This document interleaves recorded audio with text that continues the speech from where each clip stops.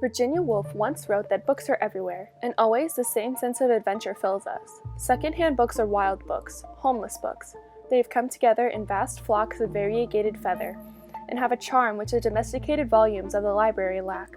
Besides, in this random miscellaneous company, we may rub against some complete stranger who will, with luck, turn into the best friend we have in the world.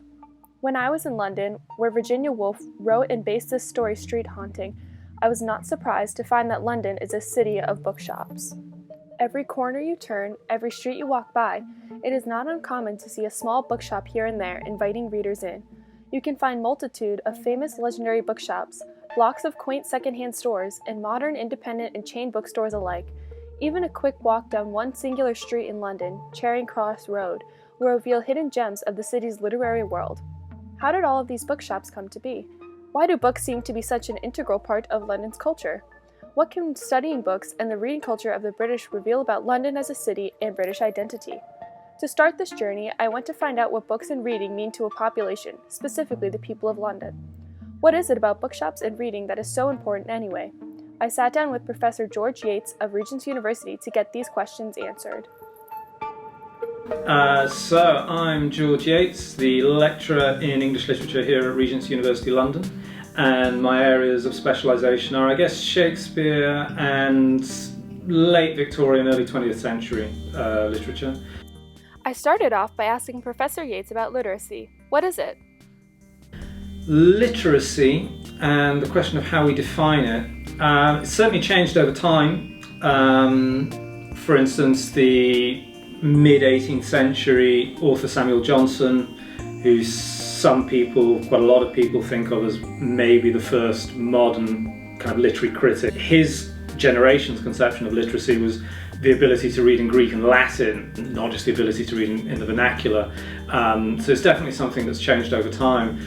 I guess for the present, I define literacy in the strict sense as the ability to read and write, the ability to understand and analyse written text, and of course the ability to express yourself and to write in those languages. Professor Yates continued to explain how literacy has changed in the United Kingdom. Mass literacy in this country dates from about 1870 with the Education Act of 1870 that introduced compulsory state education additional to the voluntary sector and the private sector. So it's only since that date really that authors have been able to aspire to write for everyone, in a sense. Authors who wrote before that time couldn't be read by everyone.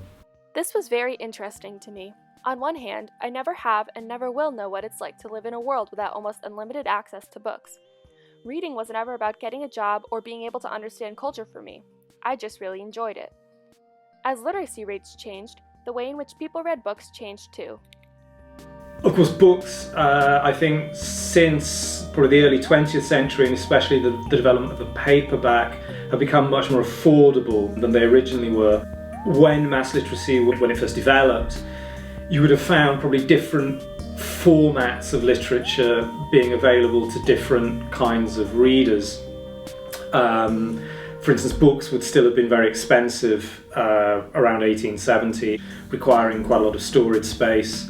Probably most families on low income would have had a relatively small kind of library, whereas magazines, being more disposable and being much cheaper to produce and much cheaper to buy, were very popular with a broader demographic. For instance, a character such as Sherlock Holmes, you could buy the books featuring that character, but Sherlock Holmes was mostly read through a magazine called the Strand magazine. And so books have been one very important literary medium, but they certainly haven't been the only significant medium of literacy. Things like the newspaper, different kind of categories of printed book, magazines, and now of course digital texts. After my conversation with Professor Yates, it was clear to me that now more than ever, literature is available to the masses, and lots of people are reading now too, even though it may not seem like it during this age of quickly advancing technology. While 75% of young people ages 8 to 18 in the United Kingdom visited a bookshop in 2015, that year children aged 12 to 15 spent an average of 18.9 hours per week consuming content on the internet. This causes concern for physical booksellers and book retailers. If 34% of all books are sold electronically, then how can bookshops reclaim their importance and notoriety? After finding out some more about literacy and books, I decided it was time to visit one of the places that knows London bookselling best. I went to the famous Hatchard's bookshop in Piccadilly Circus. Hatchard's is a legendary bookstore for a few reasons. Not only is it the oldest bookshop in London, but it is also the oldest in the United Kingdom and one of the oldest in the entire world. Hatchard's is an institution in London, with some very famous patrons utilizing its services throughout the years. Hatchard's bookstore was founded in 1797 by John Hatchard, a bookseller with 15 years of apprenticeships under his belt. John Hatchard chose Piccadilly as his site for the shop, where it remains to this day. It was a popular area for bookstores, but Hatchard believed his business would thrive there. One of his first customers was Queen Charlotte, the wife of George III. Since then, Hatchard's has been a popular bookstore destination for members of the royal family. Samuel Johnson, one of the first literary critics that Professor Yates described, often frequented Hatchard's in its early days, where he and other scholars would debate and discuss politics. In the store's early days during the 19th century, political essays, along with classics such as The Odyssey, The Prince, and the works of William Shakespeare, were bestsellers. Many hobbyists, gardeners, and members of the several gentlemen's clubs also frequented Hatchard's, wanting to find new publications and also to be seen in this vibrant and thriving bookshop. Originally, many of the publications sold at Hatchard's were political in nature. This, coupled with the frequent visits from members of the royal family, prime ministers, and important 19th century scholars, made Hatchard's a popular bookshop. Since their publications, the books of many authors like Jane Austen and Charles Dickens have been bestsellers. Oscar Wilde, who often purchased and signed books there, even has his own table dubbed Oscar's Table that is situated in the store to this day. The plethora of books available at Hatchard's was astounding for its time. Arthur Humphreys, an assistant at Hatchard's during the mid-20th century, wrote, quote, "A new and vast world of books was now open before me. Whereas up to the day when I entered Hatchard's, the books I handled were trifling things. Here in Piccadilly, I saw the best of everything."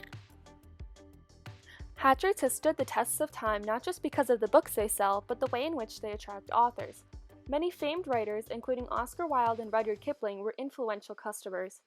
In over 2 centuries of business, Hatchard's has invited hundreds of authors to meet their readers and sign books for them in the store, including authors John Grisham, Arthur Miller, and Salman Rushdie. There were larger and older bookshops in Piccadilly, but Hatchard's is the only one to have survived and flourished for over 2 centuries. In the 19th and 20th centuries, this was in part due to their royal and political connections, which grew their publications and sales. In 1990, the store was acquired by the Dillons Group, one of the largest booksellers in Britain, and was then acquired by Waterstones in 1998. The store benefits from being part of a large chain, but they continue to retain their, quote, own name and individual character. As Hatchard's entered the 21st century, they implemented new ways for people to read from their store. They reinstated their rare and out-of-print departments for people looking to buy limited edition books. In 2014, they opened a second branch in St. Pancras International. Hatchard's implemented a subscription service where one book of your choice will be sent to your home address each month. Hatchard's also offers global delivery options, a catalog of every British book available to order, and book sourcing in an effort to draw as many readers as possible to their services. This is one of the most beautiful bookstores I've ever been in. I was struck by the unique way that they sorted their books and how they utilized their several stories of space. The beautiful staircase, which serves as the focal point of the store, had been preserved beautifully, and there were many nods to the history and tradition of the bookstore inside. To get a better idea of the shop's rich history, I was able to get some brochures from a very nice employee at Hatchard's. She gave me their general information brochure dating to 1997, as well as a 220-year celebration pamphlet from 2017. I was able to find a lot of information about Hatchard's rich history. Next, I was off to a modern bookshop in London. I wanted to compare how the environment of Hatchard's compared to, say, a Foyle's or an independent store like Daunt Books. These bookstores all have their own unique palettes and ambiances, and I was ready to discover more bookshops in London. And then, plans changed.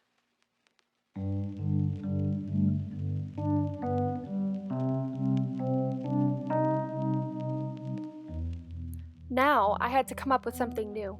Hatchard's was a great bookstore to focus on, but this project felt incomplete. There were things left unsaid about books and reading culture. Now that I didn't have access to London's wonderful bookshops anymore, it was time to switch gears. When I returned to the US, I experienced something of a reverse culture shock. Sure, we were returning in the midst of an unprecedented global pandemic, but the strangeness of what I was returning to was more profound than that.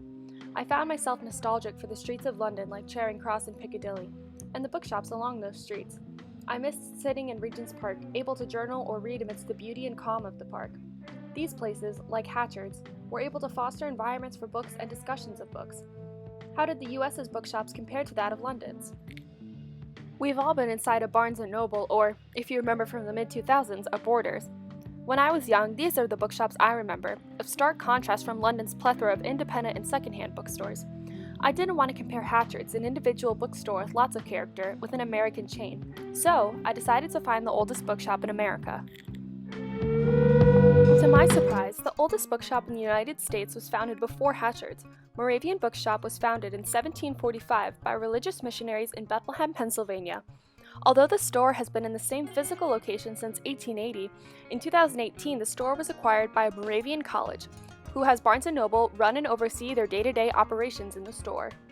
In stark comparison to Hatchard's, which was founded by a wealthy secular family with political beginnings, Moravian Bookshop began as a place to produce and sell religious materials. Now, in an effort to keep the bookstore alive and well, the local college and a corporation took over daily operations. I reached out to Moravian Bookshop for more information, and I was able to speak to Jessica Waida, the trade book supervisor of the bookshop. I began by asking her about the history of Moravian Bookshop and how it has transformed since opening its doors.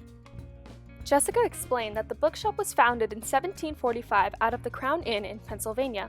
The bookshop was formed to assist the Moravian community need to print and publish religious materials to give to missionaries.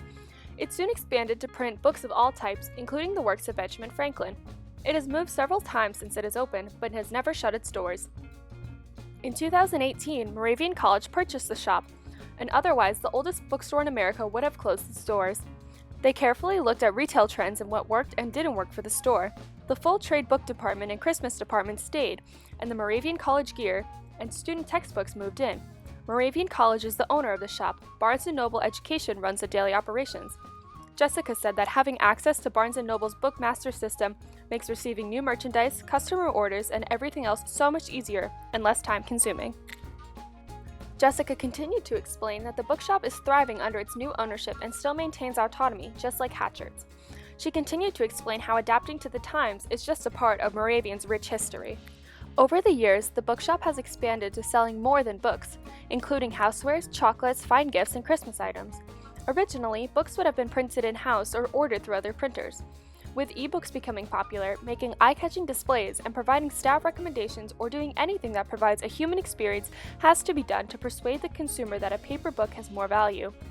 The store has many customers that they know by name and have built a good relationship with over the years. Moravian Bookshop sells a daily text of devotionals, which is one of their most popular publications. They also run ghost tours and sell Christmas ornaments year-round.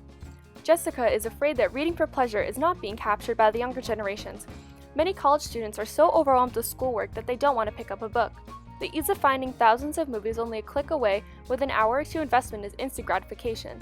Still, Moravian Bookshop has been able to adapt and change to succeed in the ever-changing world. Although London and the United States are 3,000 miles away, their oldest bookstores seem to find similar ways to thrive, even after being open for 3 centuries. London is filled with books because, throughout history, many incredible and legendary authors called it home. Geoffrey Chaucer, William Shakespeare, Daniel Defoe, Charles Dickens, Virginia Woolf, Beatrix Potter, Elizabeth Bowen, and countless other influential writers have written in and about London. I think what sets the UK apart from the US, and what makes their bookstores unique, is its traditions. London has had a lot of time to curate its history and culture. Thus, places like Hatchard's have cemented their importance in London. Likewise, these influential bookshops and authors have reinforced the cultural significance of reading in the City of London. Some of these bookshops may be attempting to combat other modern-day entertainment by providing new services to get people to read. Other bookshops are partnering with modern corporations to revive their stores in an attempt to save them, even if that means sacrificing independence and some other traditions. And some bookstores are simply continuing on as they have in the past and are just letting those who want to be readers come to them. To each their own. Regardless, it's clear that reading is not going out of style. And no matter where you are in the world, in these strange times, when you've got nothing better to do, now is the perfect moment to pick up a book and read.